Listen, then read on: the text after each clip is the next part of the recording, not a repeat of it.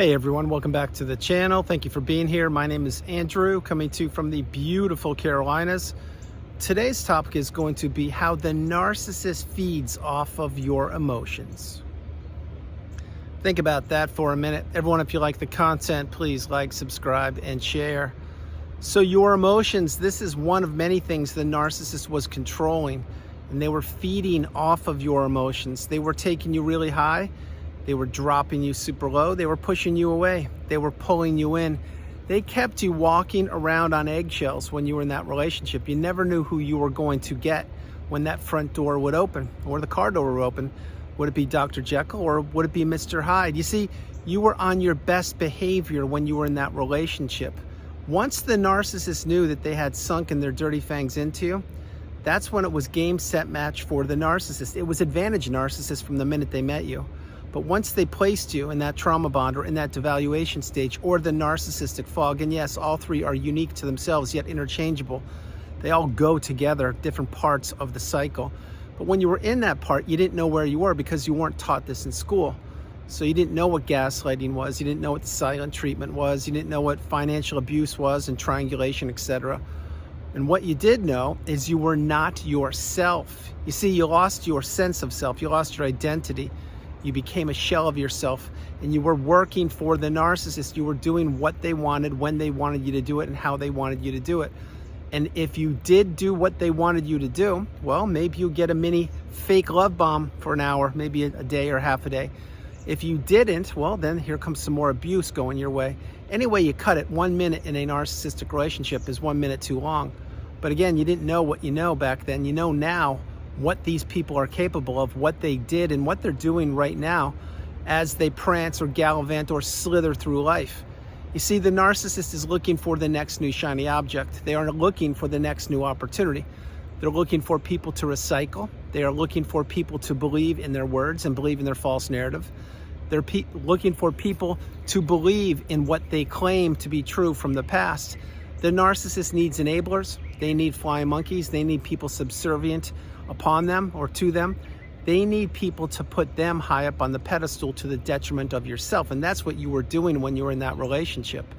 Now, having said that, your emotions, these are something that the narcissist or another person was controlling. Think about the mental jujitsu, the mental mastery, the mind games of a person, i.e. the narcissist, what they had to do to get you to control the way you thought, the way you walked, the way you talked, the way you acted, how you spent your money, how you spent your time, your relationships, your hobbies, your health. Every single thing about you in that relationship was changed. It was tainted. Parts of it were destroyed that you're now putting yourself back together to fix. Other parts have changed forever. As I've been mentioning for over 4 years on the channel, there are 3 versions of you. There's the first version of you, who was the person with rose-tinted glasses, perhaps, before you met the narcissist. And that was a person who was naive and didn't know about toxicity on the planet. The second version of you was the person who you were when you were in the narcissistic relationship. That was a person flailing through life, existing in the trauma bond, being devalued more and more and more, and your emotions were being controlled by a toxic person. And then the third version of you is the strongest, most galvanized version of you known to humankind. That's when you put yourself back together. That's when you have dusted yourself off by the bootstraps, picked yourself up, you've healed and you've healed properly, and you've stayed in that cocoon of boundaries for as long as you needed to. And now you have wrapped your head around what narcissism is and how humanity works. Not everybody has your best interest at heart. Not everybody thinks the way you think. And not everybody, and I mean everybody, is who they appear to be. Now, having said these things, you in the third version of you, if that's where you are, if that's where you're entering, meaning you're healing or you've healed, you now realize that your emotions are now under control by you, which means when you were in the relationship, they were being controlled by the toxic narcissist. When you were out of the relationship, you didn't know what was going on because you weren't taught this in school, and you had to figure out what kind of relationship you had just exited or been jettisoned from, which was a narcissistic relationship. And yes, in fact, this is the relationship you need to heal from. But that's when you had sleepless nights. That's when you were pining for the narcissist. That's when you didn't know what narcissism was. That's when you were trying to figure out what had just happened and why you were so emotional and why you couldn't function, why you couldn't eat or sleep, or why you didn't want to go to work or get out of bed, etc. And as time went by, you figured out okay, well, this is how it is now. I don't know what happened. And then something changed within you. You figured out what the narcissistic cycle was and that you were in it. And then that's when you had to let a flood of emotions out. And you may say, well, why did you let them all out when you were out of the relationship and when you were beginning to heal? It's because you were repressed when you were in the narcissistic relationship. The narcissist wouldn't let you be you. They didn't hear you. They didn't listen to you. You were to be seen and not heard. Your opinion didn't matter. All that mattered was your money and your time and what you did for them. That is in the eyes of the narcissist. But then when the relationship ended, again, when you were healing, and you didn't know what narcissism was yet, that's when you let all the emotions out. That's when you had carnal screams. That's when you were burning out your family members or your friends or your support system because you couldn't wrap your head around what kind of relationship you had just exited. But then slowly, day by day, week by week, etc., you began to heal and understand that, yes, you were taken advantage of, you were tricked, you were trapped, you were manipulated, you were in that deep end of destruction, you were in the cesspool of manipulation, and the narcissist was doing their best to control you and anything that mattered to you. Now, having said all those things, post-relationship, once you've healed, this is when you practice stoicism. This is when you practice being centered. This is when you can have boundaries and they're effortless. This is when you blocked people, and at the top of that list was the narcissist, and it gets easier and easier to block people. And no, side note, pro tip, I don't go looking to block everybody. That's not what I do. What I do is I have a one-strike rule. If you are on my side and you're speaking the same language as me, this is fantastic. But once you show yourself, and if you showed yourself not to be who you claim to be, well, then you're out, you're blocked. And that started with the narcissist, and it's festered its way through life. But having said that, you now understand post-relationship as you're healing that your emotions, you are in control of them. It's not the puppet master, it's not the behemoth, it's not the juggernaut, i.e. the narcissist, it's you. And this is when you can take a class, teach a class, read a book, write a book. You can sleep until 10 a.m. You can stay up till 3 in the morning. You can do whatever you want to do, even including when you are healing, but specifically once you've healed, because you've been through the narcissistic cycle. It took you around and around on that roller coaster of emotions, and you were being taken advantage of. You were being spun around. What was left was right, what was up was down, what was in was out, what was black was white, etc. And the narcissist knew what they were doing because they had controlled you, and they had controlled so many people before they met you. But again, you weren't supposed to figure this out. You weren't supposed to put 2 and 2 together. You weren't supposed to find that needle in a haystack and deduce what the narcissistic relationship is and how it changed your life and what the person was doing to you. You see, the narcissist never cared about you. They didn't love you. They don't love you now. They don't love the new supply. They don't love their own children. There's not one person the narcissist loves because they have no love within them. They're an empty shell. They're a hollow vessel. They are a mimicker. They are a ticking time bomb. They are a bull in a china shop. They're a wrecking ball. There is nothing to these people. All they do is mimic back other people's ideas. They steal other people's energy. They steal their emotions. They steal their time, their money, if I didn't say that. They take whatever they can and they leave that person who was you, and it certainly was me, absolutely nothing in return. That's why this is the relationship we have to heal from. The narcissist has nothing to heal from because all they do is repeat the cycle with a new person. They are stuck in a loop of manipulation. And can the narcissist change if they wanted to? That's the million-dollar question. That's up to the narcissist to decide. My standpoint with the narcissist, can they change if they wanted to, is no. And I'll tell you why.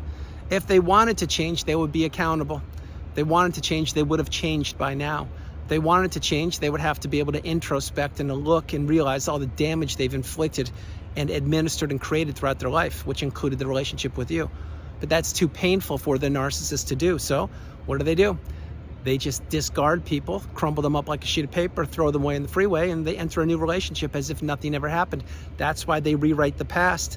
That's why they're looking for a person who they can control their emotions with or of. That's why you were the new supply. That's why I was the new supply. That's why we weren't taught this in school, because we were ripe for the picking. We had no idea that another person could actually lie, steal, and cheat so effortlessly and not care about another human being, but yet profess to love another person, maybe even get married, maybe even procreate, maybe even have a family of children and get married, who knows? But the narcissist is a sham. They're a coward, they're a bully, and they're hiding behind a mask. And eventually, as time passes, they cannot control not only their own emotions, but other people's emotions. This is when their adult children or children who are of age want nothing to do with the narcissist. This is when their spouses, who who have survived the cycle have gone no contact. This is when their siblings want nothing to do with them, but they probably removed themselves years ago unless they're toxic themselves. This is when the parents of the narcissist will no longer be enabling them or giving them a roof to stay or a basement to stay in for a few months. This is when doors are shut on the narcissist. And what the narcissist doesn't like, there's a long list there, but one thing they don't like is to be out of control, 2, to be exposed, 3, to not be able to control people's emotions or their time. But number 4 for this video, it's to be irrelevant, to not matter at all in the eyes of another person. See how important the narcissist was in your life when you were in that relationship with them. You did put them high on a pedestal. You did everything you could. You were giving to a fault, maybe a people pleaser. Maybe you were kind, loving, stable, healthy, and you just wanted to build that relationship. And I get it all, I understand it. But the person you were trying to create or build a relationship with was trying to destroy it. And they were a fraud. They were a con artist. They were a grifter. They were a person who was stealing parts of your life, stealing your emotions, stealing your energy, stealing your time, stealing your money, and stealing your relationships. They knew what they were doing. They knew exactly what they were doing. This is why. Can the narcissist change? No, they can't. They can't change at all. Well, the only thing the narcissist can change is the mask they're wearing and the audience they're performing for. Play that and play it a few times. I'll say it one more time. The only thing the narcissist can change is the mask that they're wearing and the audience they're performing for. This is why they jump from city to city, town to town, country to country. This is why they're always moving apartments. This is why they're always buying new cars. This is why they're always staying at a friend's house just for a period of time. This is why they don't pay bills. This is why they don't listen to the legal system or the judicial system. This is why they try to fool therapists. They try to fool people, teachers. They try to fool lawyers and judges, etc. Because the narcissist is on the run. They're on the go. And if they can't control people's emotions or mindset any longer, then it's all over. It's game, set, match for us. You see, this is how it ends for the narcissist. It is not all puppies and rainbows and unicorns and snickerdoodles for the narcissist. It's anything but. In the long run, the narcissist gets what's coming to them. In the long run, the narcissist cannot control your emotions. In the long run, the narcissist runs out of people to manipulate. In the long run, the narcissist will be stuck in a flea-bag motel room with no power, cell phone batteries gone, there's no internet service, there's a massive thunderstorm outside, the electricity went out, if I didn't say that, there's no food anywhere to be found, and nobody, and I mean nobody's knocking on that door other than the person at the front desk saying, hey, narcissist, you now owe 2 weeks rent, what are you doing? It's either pay up or scram. And the narcissist looks in their pockets and they realize they don't have money. Then they put on a game face and say, just give me one more day, I'll get the money. I've got money being wired in from this place. And the person at the front desk who has seen this song and dance way too many times, and during their free time when they're working the midnight shift is watching narcissistic videos, they say, you know what? I've seen this rodeo one too many times. You're out. Get your belongings, you have 15 minutes, you're gone. And what does the narcissist do? Then they scratch their head and they say, wait a minute, that was just a person at the front desk. No disrespect to people at the front desk. Believe me, I worked my fair share of front desk jobs. But that person who perhaps is putting themselves through school or is doing a side hustle because they're working in the motel overnight shift, what they're doing is they're educating themselves. They're not sitting around playing Xbox. They're learning. They're understanding. And they now know what narcissism is. So when they boot the narcissist is in disbelief because the narcissist believes they're more important and more powerful than the person that works at the front desk. But guess what? More and more people are becoming educated and empowered, awakened and aware. And that individual at the front desk, when they booted the narcissist, they said to themselves, yep, there's another one, another flea bag infested human being stealing from this motel chain. They're gone this time though, and I'll be better on alert for the next time, the next person that tries to claim the victimness that they need a room for a day or two and they stay 2 weeks. That's a micro example, and yes, it does happen, and yes, it's probably happening right now all over the planet. Maybe not for 2 weeks, maybe for 2 days, maybe for 2 hours, who knows? But the narcissist will take whatever they can get, and if they can control people's emotions, that's what fuels them, that's what feeds them. That's why the path is to go no contact, to block these people, delete them, remove them, and all flying monkeys and people associated with them. Do not share information. Do not overshare information. Be calm, be centered, be stoic, be patient. Understand that your energy is priceless, your time is invaluable, and your emotions were manipulated, and your emotions are what control you. Once you're in control of your emotions and you wrap your head around what narcissism is and how it affected you, then you realize, yeah, you were an emotional roller coaster going all over the place. You were an open book, etc. But no longer are you that way. And you've become what I call the educated empath, which is a video I created in 2022, and I recreated it last year or the year before or the year after. Having said that, you now have been through the cycle, you've healed or you're healing, and you understand what very few people understand, yet many claim that they do, which is how to beat the narcissist, how to take your life back, how to not feed the beast, how to not feed them energy, feed them emotions, give them money, give them time. When the narcissist doesn't matter to you, you've healed. You're in a great spot where you're healing and you're very close to being healed. Any way you cut it, when the tears have dried up, the rumination's gone, you're not thinking about the narcissist, you're definitely not pining for them, you wrapped your head around what they did by practicing radical acceptance and everything and more. And you understand, wow, that really was scary, it was frightening. It was the most debilitating, challenging relationship I was ever in, but I'm out now and I'm healing, or I've healed. When you wrap your head around that, that's when you really have a small footprint. You watch the words you use, you watch how you say things, you don't show emotion that much, but you're living your best life, and you don't have to push it all over social media and take selfies like the narcissist does, that I climbed Mount Everest, or I've just biked from halfway across the country, or I've just planted all these plants and look at me, and use filters and all that. You see, you don't do that.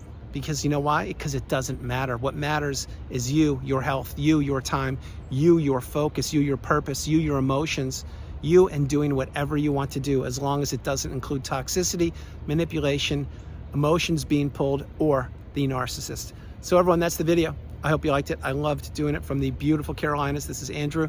Namaste. Have a great afternoon, evening, or morning. No matter where you are on the planet, you are not alone. I love you all. God bless you. I love you all, and I'll talk to you tomorrow. And remember, how the narcissist feeds off your emotions, that's what they were doing the whole time. That's why you were being sleep deprived. That's why you were being parental alienated. That's why you were being hung up on. That's why you were being triangulated. That's why the narcissist would conveniently forget your birthday. That's why they would blow up holidays. That's why they wouldn't pay your cell phone bill. That's why you would go to the grocery store and they would claim that they left their wallet at home.